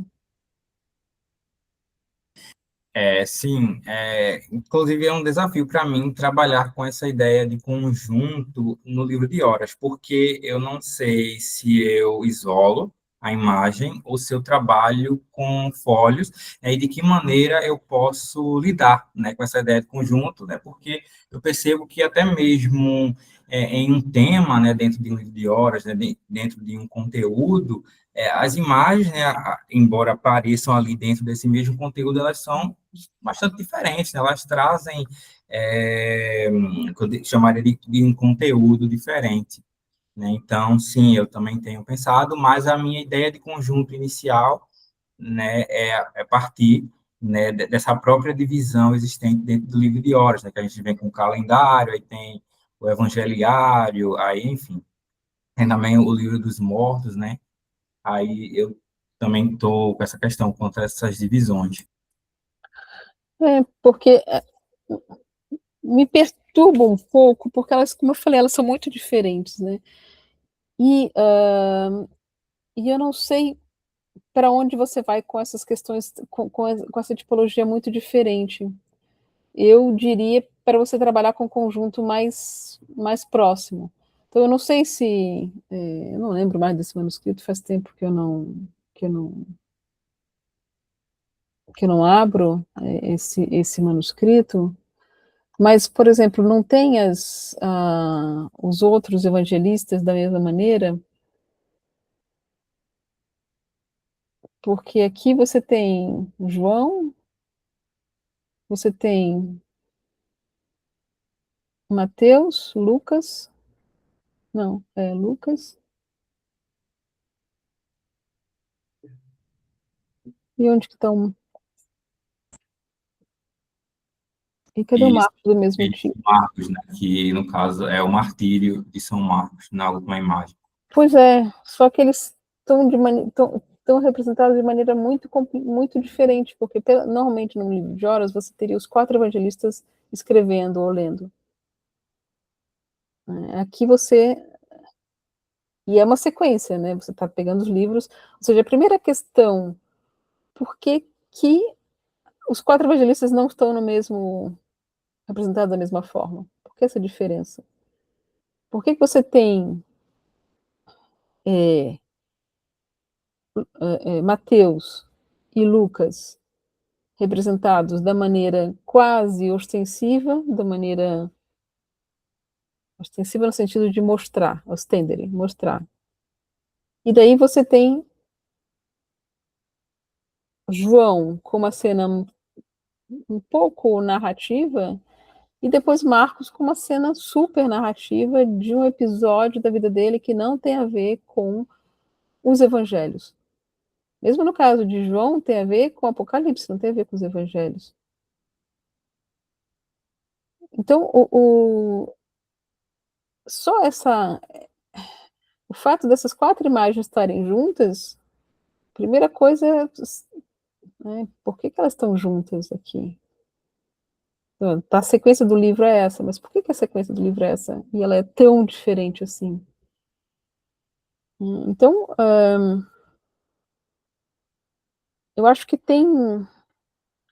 E daí, de novo, eu não sei como que você vai lidar com essas questões, que são questões que dizem respeito ao funcionamento dessas imagens, ao funcionamento desse livro, como você vai trabalhar com essas discussões teóricas de presença com a presença. Ou seja, será que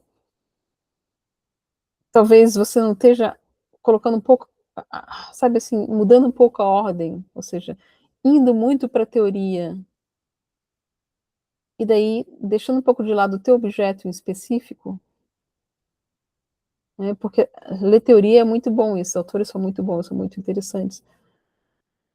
Mas como é que eles vão te ajudar a pensar, por exemplo, essa questão, uma questão básica, que é da própria coerência dessa série, né, dessa pequena série de imagens, por exemplo, com essa diversidade tão grande de escolhas, né?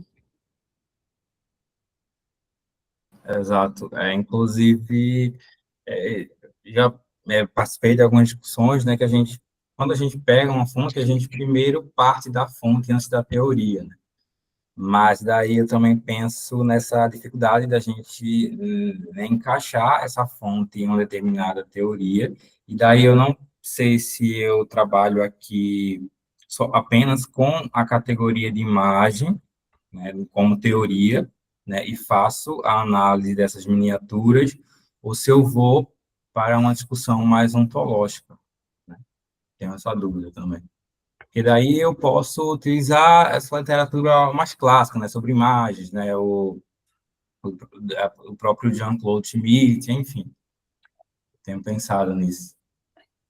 Porque, assim, na verdade, a questão, de novo, né, é saber um pouco o que você quer. Se você quer discutir imagens, se você quer discutir essas imagens, grosso modo.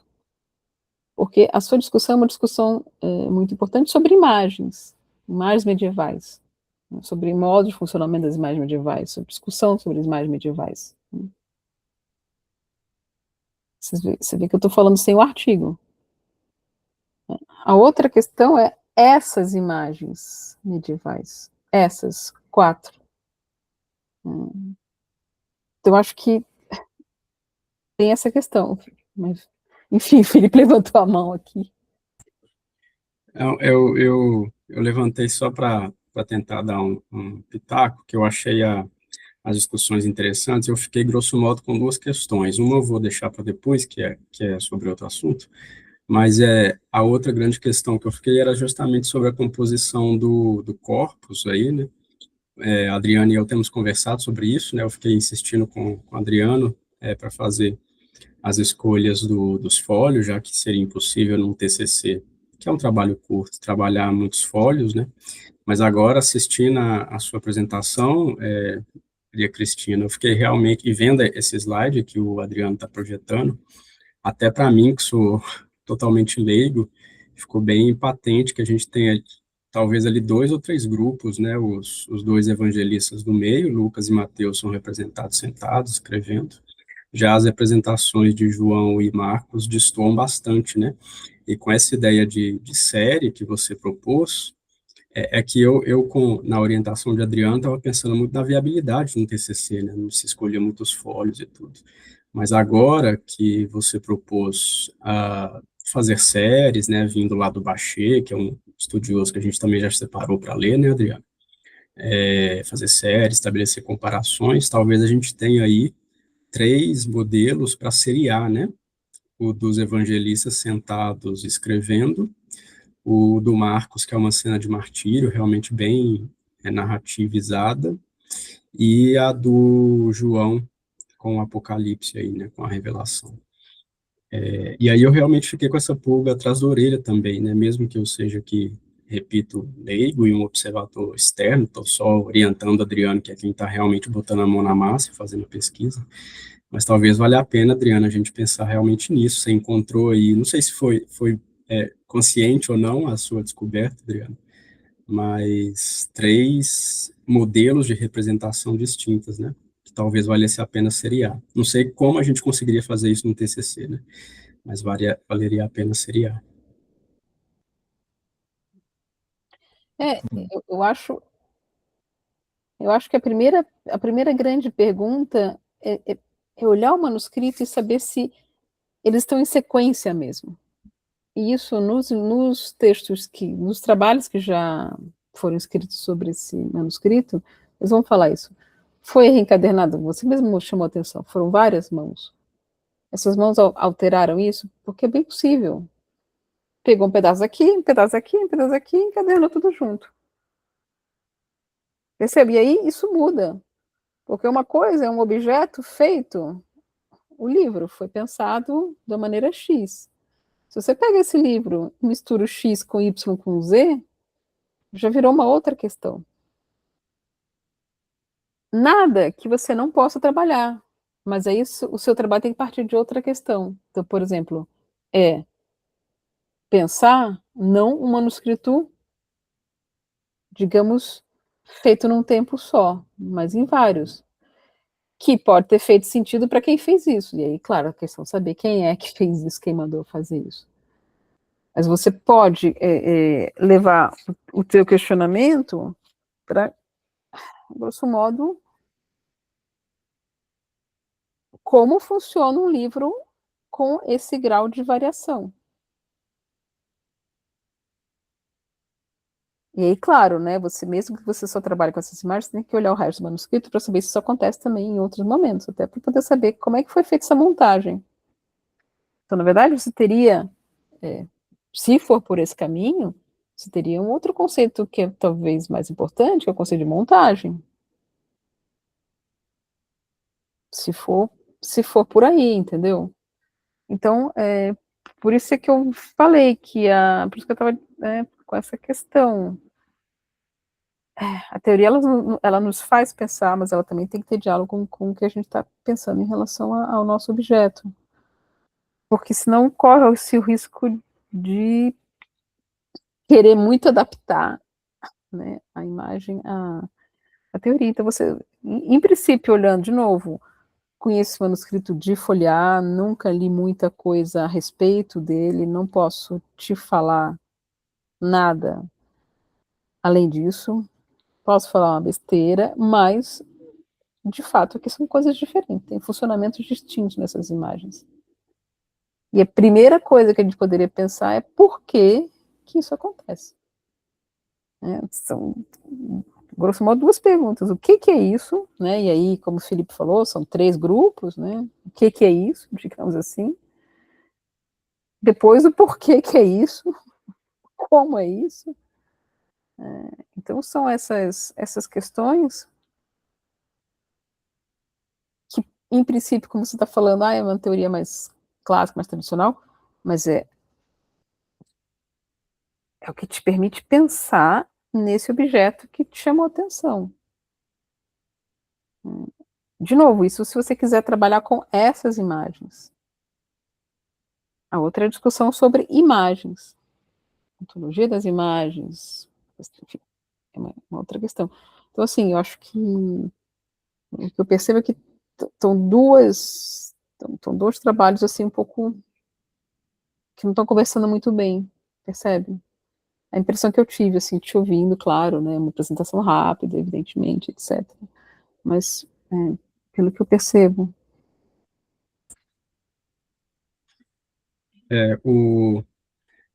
Realmente, Adriano, Bom, é claro que assim, o Adriano, a Maria Cristina ainda não tem nenhum ano oficial de pesquisa, né, Adriano?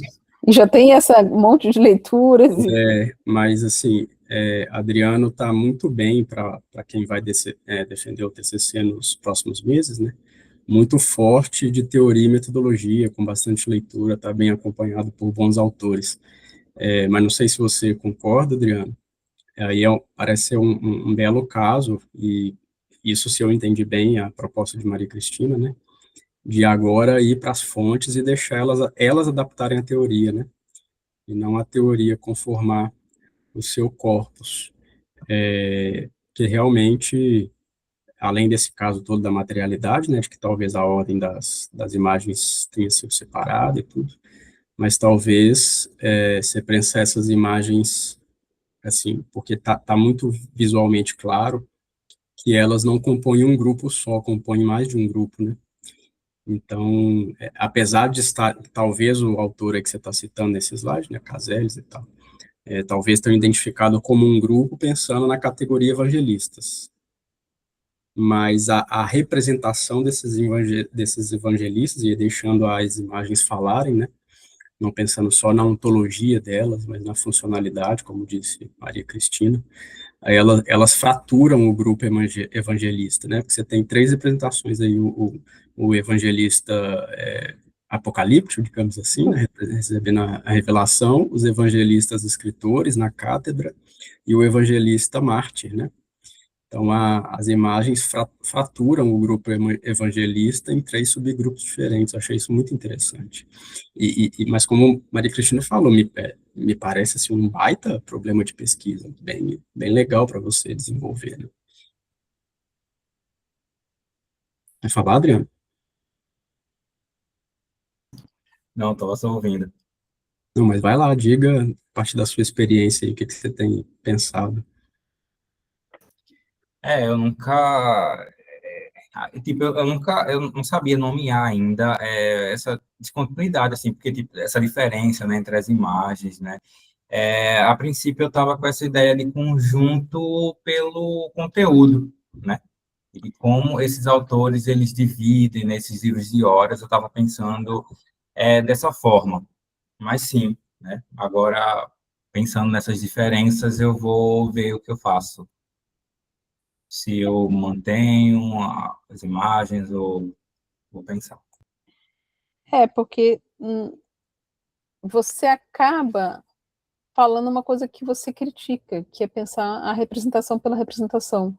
Nem a representação como o Eduardo fala, né? Mas a representação como conteúdo iconográfico, vai. Porque como conteúdo iconográfico, você tem os quatro evangelistas. Conteúdo iconográfico tem uma lógica, são os quatro evangelistas. Pá, pá, pá, pá, pá. Ok. Mas, se você deixa o conteúdo iconográfico e vai ver as imagens como elas são, ou seja, como esse conteúdo iconográfico é, digamos, é colocado em imagem, para usar uma palavra mais, falar de maneira mais simples, aí você vai vendo as diferenças. Quando você pensa, claro, na técnica, no estilo, diferença também. Uma história da arte mais tradicional, né, mais preocupada em estilo, né, já de cara falaria isso. Mas não só, também a maneira da composição, né, a composição das imagens há essa diferença. E mesmo, eu falei de tema iconográfico mais amplo, né, porque como o Felipe estava falando, se a gente for partir para um tema iconográfico mais específico, já tem diferença. Que um são eles escrevendo, outro é ele mártir, outro é ele apocalíptico, né? Então, se você já for um passo a mais para o conteúdo iconográfico, já tem, essa série já se rompe. Né? Então, é isso, mas eu acho que agora é o momento de olhar mais para o livro, sabe? Para o manuscrito, para esse objeto. Lembrando que é um objeto, e que era um objeto manipulado, manipulável, e que foi muito manipulado. Muito. Então, a primeira coisa, eu acho que é entender se está encadernado junto, quando isso foi feito. Como é que isso Como é que é essa lógica? E depois daí você vê para onde você quer, entendeu? Como eu falei, você vai entender uma lógica de um objeto que teve uma montagem heterogênea, digamos assim, daí, aí vai embora.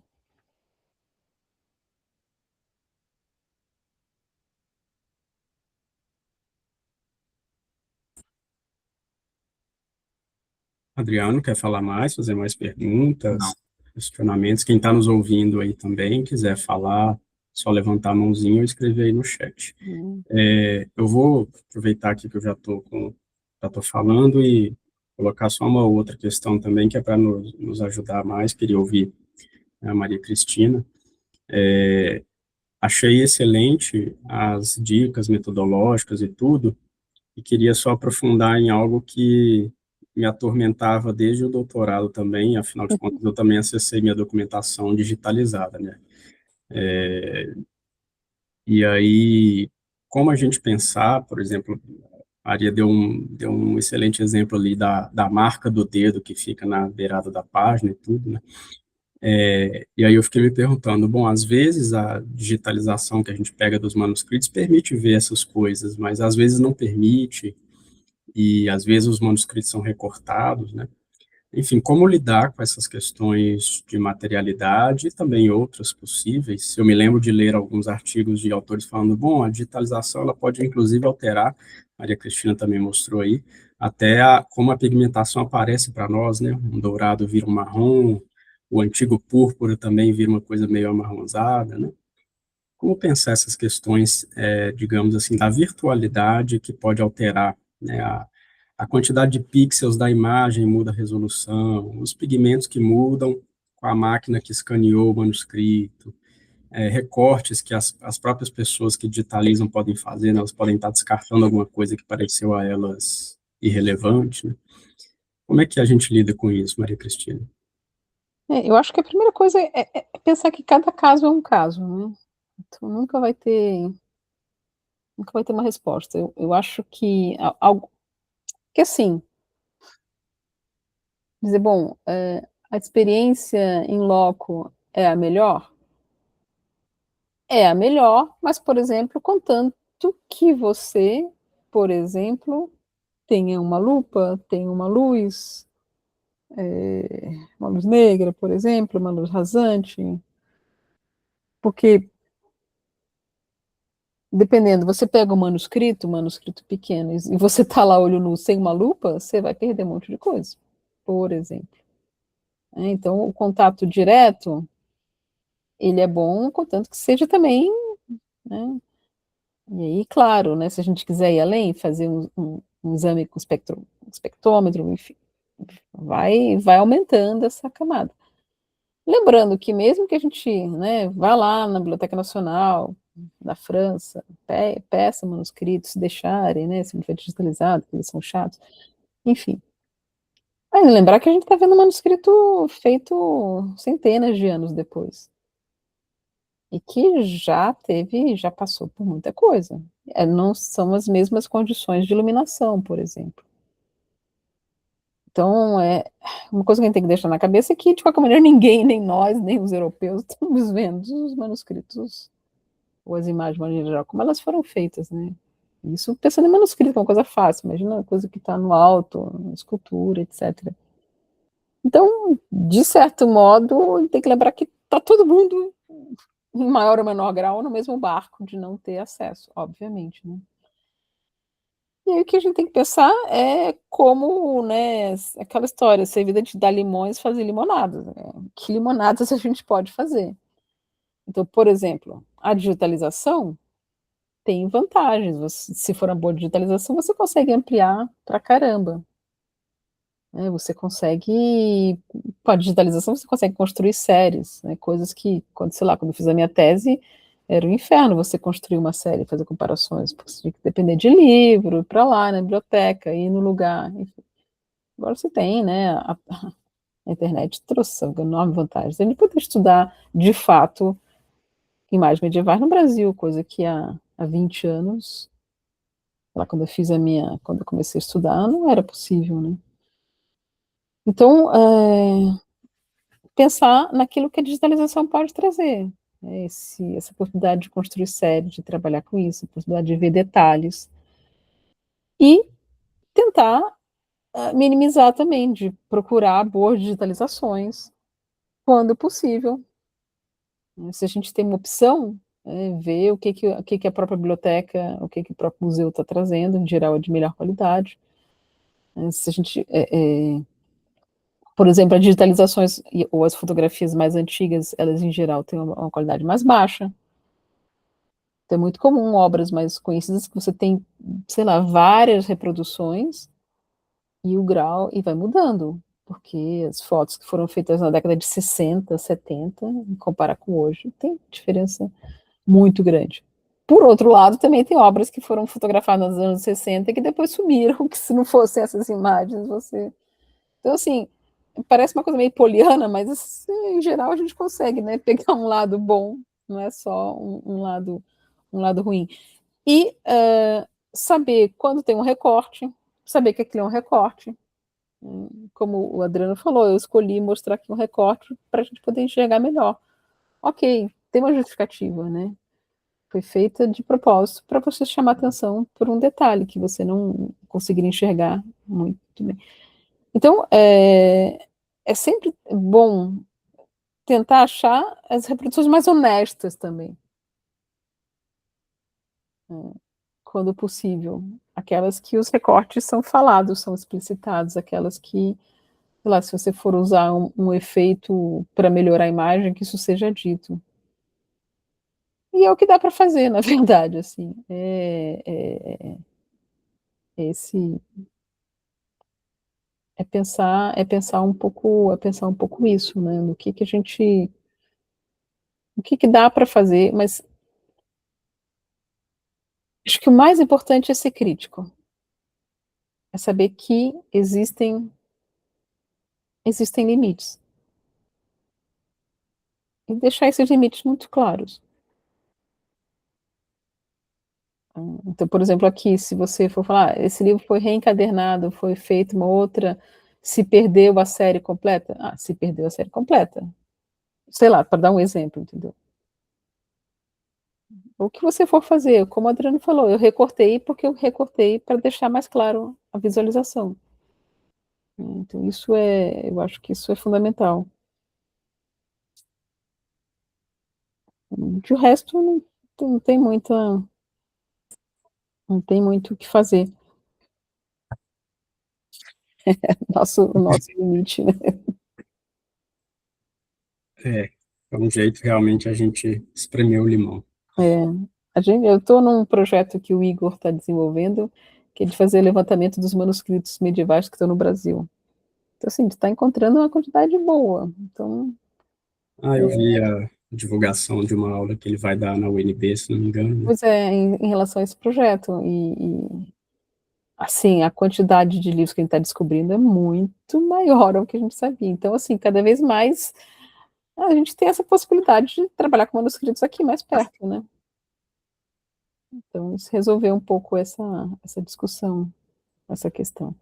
Agora, claro, o ideal, assim, em termos de materialidade, como eu falei, você conseguir fazer uma pesquisa como a Isamara fez, porque ela levou a amostra lá para Minas, para o laboratório de física, de química, e colocou nas máquinas. É uma discussão assim que eu estava na banca dela, tinha um capítulo de física que eu, né, não entendia nada, né, de tamanho da onda, de não sei das quantas.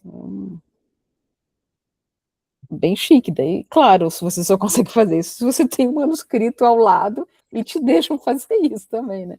E se chegar na Biblioteca Nacional da França lá, deixa eu tirar um pedacinho aqui para eu levar. Não, não vai. Você vai ser preso. Adriano, Desliguei o microfone. Eu estou satisfeito. Estou pensando aqui, né, sobre como trabalhar a partir daqui. Foi muito, muito importante, né, essa aula. E é isso. está satisfeito, mas atormentado pela carinha, porque vai ter que repensar a pesquisa, né? É. Mas Mas é algo que a gente espera, né? Pesquisa. Eu, pelo menos, tudo bem que eu não estou na sua pele, não sou eu que vou defender, mas eu achei muito produtivo, muito elucidativo, bom para nos preparar, para te preparar, para que a gente trate das imagens da melhor forma, né?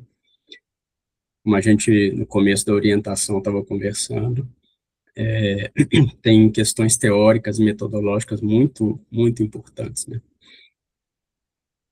E para alguém que está no primeiro ano da pesquisa, da iniciação, nossa, você já tem um avanço bem grande. A gente vê a seriedade, né, a dedicação, isso é fundamental. É muito, muito bom para a gente que trabalha com imagens ver isso, né? Para jovens pesquisadores aí que estão querendo desbravar esse campo, isso é muito bom, muito legal mesmo. Querem dizer mais alguma coisa, os dois? Estamos aqui chegando perto de 9 horas. Quero ler agora a continuação da pesquisa. Vamos lá. Quero que Nos você próximos, resolva essas questões aí e nos conte, né? nos próximos dias teremos publicações, né? Tanto o TCC quanto o relatório do PIBIC, né, Adriano? E vamos trabalhando nisso. Exato. Bom, pessoal, então a gente vai encerrando já já. A sala encheu enquanto Maria Cristina estava falando. Agora já está esvaziando de novo, a gente vai chegando ao final, né? Mas, mais uma vez, a gente agradece a quem nos acompanhou até aqui, a quem assistiu o vídeo depois, no canal da nosso programa de pós-graduação. E, mais uma vez, Adriano, obrigado pela exposição e por submeter-se a uma sabatina, digamos assim, e Maria Cristina por nos dar essa aula, atender o nosso convite de maneira tão generosa. Realmente foi o impacto para nós aqui será grande. Que bom, eu fico contente de poder trabalhar com você, discutir. Estou sempre à disposição. Podem me convidar. E Adriano também. Venha participar dos nossos encontros. Esse ano teremos no final do ano. Assim, Pronto, então, Adriano será daqui a pouquinho mais um egresso da UFPE e que dessa vez vai se juntar aos estudos sobre as imagens nos manuscritos medievais. Pessoal, então, ficamos por aqui.